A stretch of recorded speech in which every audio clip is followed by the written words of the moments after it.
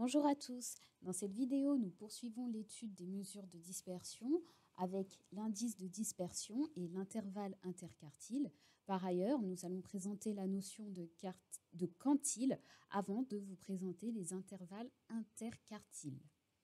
Alors, nous commençons avec l'indice de dispersion, qui est une mesure de dispersion pour indiquer le degré de dispersion en présence de variables dites catégorielles ou qualitatives, c'est-à-dire des variables aléatoires associées à des effectifs.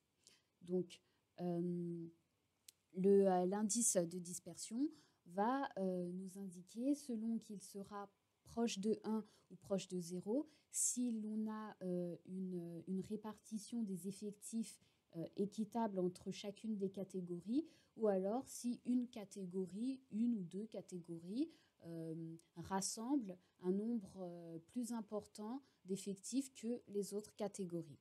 Donc on va voir une illustration de ce propos avec un exemple.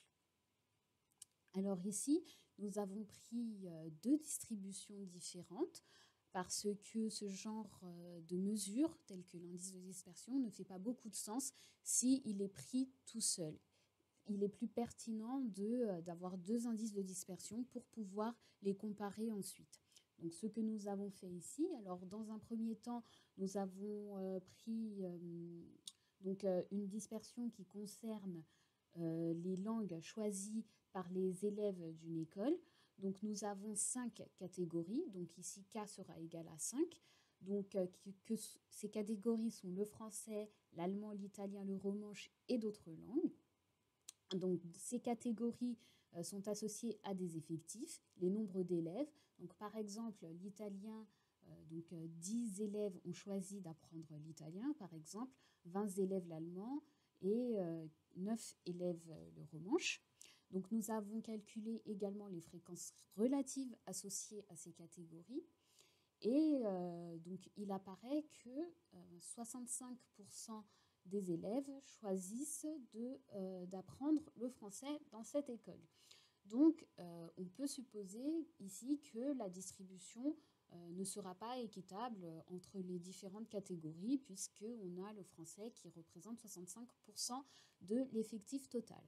Alors, pour calculer l'indice de dispersion, il nous suffit d'appliquer la formule que nous avons repris ici, à savoir D égale K multiplié par N carré moins somme des NI au carré, le tout rapporté sur N carré multiplié par K moins 1. Donc ici, nous avons dit que K était le nombre de catégories, nous en avons 5. L'effectif total, grand N, c'est 154. Et la somme des NI, donc c'est chacun des effectifs que nous allons élever au carré, comme nous avons fait ici.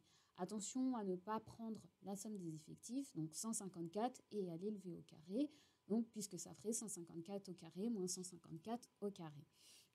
Donc du coup, en faisant ce calcul, nous avons trouvé un indice de dispersion D1 qui était égal à 0,7. Donc ce qui traduit une dispersion plutôt inégale. En effet, nous avions supposé que le français, la catégorie du français ici, était, on peut dire, surreprésentée par rapport aux autres. Ensuite, lorsqu'on prend le second exemple, donc la seconde dispersion, donc à savoir les sports choisis par les élèves d'une école. Donc là aussi, nous avons donc 5 catégories et les effectifs sont le nombre d'élèves en fonction des sports choisis. Alors, en calculant les fréquences relatives, et non pas les effectifs cumulés comme nous l'avons écrit ici, donc ici ce sont bien les fréquences relatives, il apparaît que il n'y a pas vraiment de catégories qui rassemblerait un nombre plus important d'effectifs par rapport aux autres. Donc, pour en être sûr, on va calculer l'indice de dispersion. Donc, on applique exactement la même formule que précédemment. Elle est toujours ici. Et on trouve effectivement un indice de dispersion qui est très proche de 0, puisqu'il est égal à 0,97.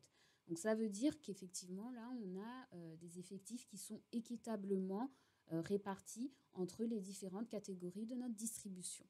Voilà pour un exemple d'application de l'indice de dispersion.